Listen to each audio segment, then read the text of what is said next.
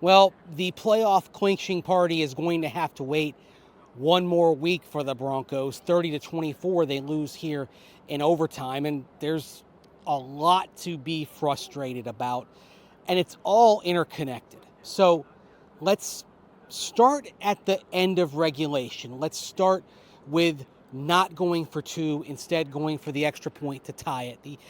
The rule sort of says, hey, you go for two on the road. Historically, over the decades, you've got a better than 50% chance of converting a two-point conversion, which obviously would be better than the 50-50 coin flip in overtime. Of course, Sean Payton, as he said after the game, he was considering the fact that a tie was good enough to get the Broncos in. So that's fair. Here's the problem with that. You're considering a tie when, if you lose the coin flip, you've got to see the Bengals get the ball first. To that point, the Broncos had not forced a Cincinnati punt, which is why it was so surprising when the Broncos finally got the Bengals off the field with a punt on the first series of overtime, and then the offense went 3 and out. And then the Bengals had a drive, missed a field goal, and the offense went 3 and out again. A bad time for the offense to go into turtle mode there in overtime. But the call to go for one rather than go for two, it really ignores the reality of where you are defensively, not just today, but over the course of this month. I talked about it in the week leading up to this game. The Broncos, in total defense in December, they're 31st in the league coming into this week. Quite possibly 32nd after the Bengals put up nearly 500 yards on the Broncos. In overtime alone, the Bengals had 119 total yards. The Broncos had 6. And of course, no first downs. This team has a defensive problem. I shouldn't say a defensive problem.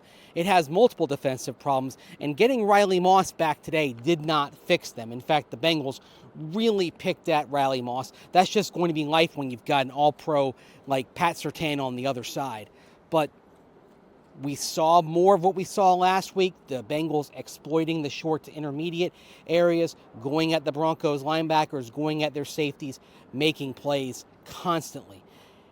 To me, you just, at this point, can't trust the defense to where you could really rationalize going for two rather than going for one there. But again, probably the bigger thing is in the context of where this team is defensively, which is skidding.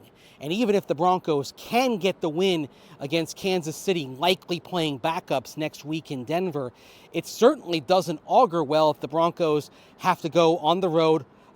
They go to Buffalo. If they're a playoff team, they'd be the number 7 seed at this point. Today's results confirm that. And so that is almost certainly a date with the Buffalo Bills in Western New York. That'll be rough, potentially, if this defense cannot get things fixed. It's sad that we're not talking about some of the great catches by Marvin Mims Jr. there in the fourth quarter, including an acrobatic catch that did force overtime on that fourth down that was as good as anything you'll ever see.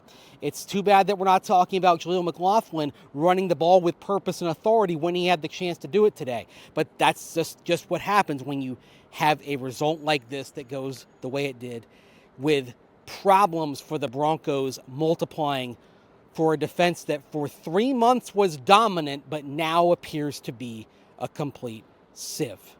30-24, the Broncos lose here in Cincinnati. This, as always, is brought to you by our friends over at Matthews Fine Watches and Jewelry.